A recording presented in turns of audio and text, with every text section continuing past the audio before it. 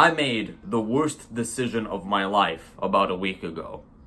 I downloaded X. The most common piece of advice you will get when you ask, how do I become a happier person, is uninstall Twitter. It's truly that simple. The CEO of United Healthcare got assassinated last week in New York by Luigi. No, not someone dressed as Luigi, by a guy named Luigi. I could not make this shit up. I asked ChatGPT why it's such an important event, and he basically told me, it's an act of defiance against the American healthcare system.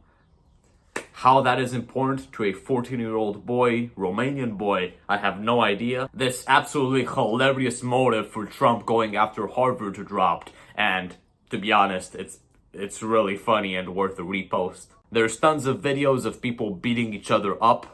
That was worth a download. There's also this, and this. Whilst editing, I noticed this happened. There are so many things that I didn't know happened in the USA a week ago.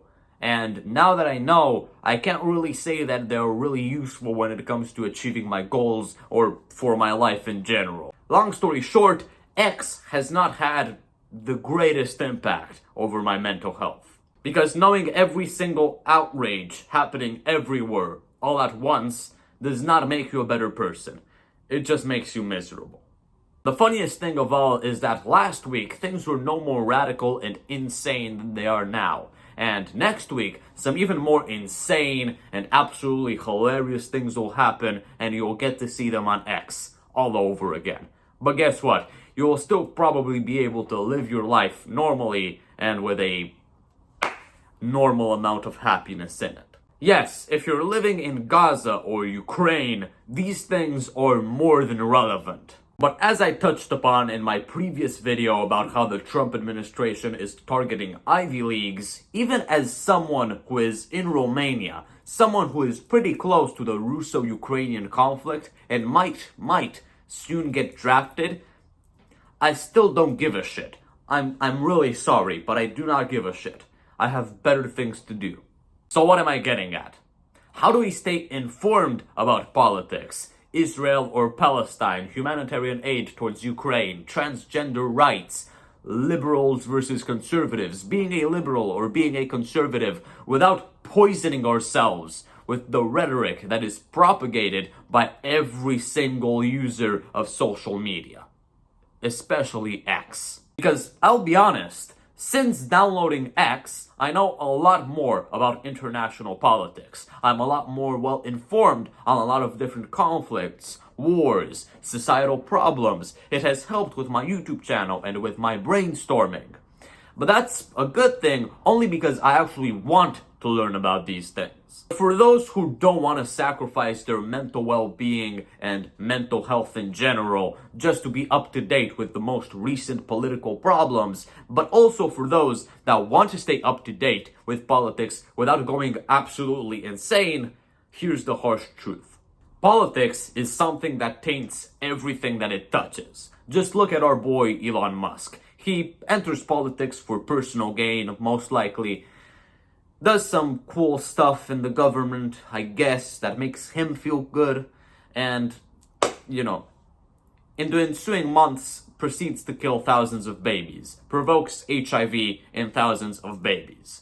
I'm not saying that the things he was doing before aren't abhorrent. Just look at his net worth. But isn't it kind of funny how he got into politics and the things that he started doing are 100 times worse and 100 times more publicized? Isn't that kind of funny? Isn't that kind of ironic? Politics is like Midas, but instead of making everything they touch gold, it makes everything it touches turn into shit.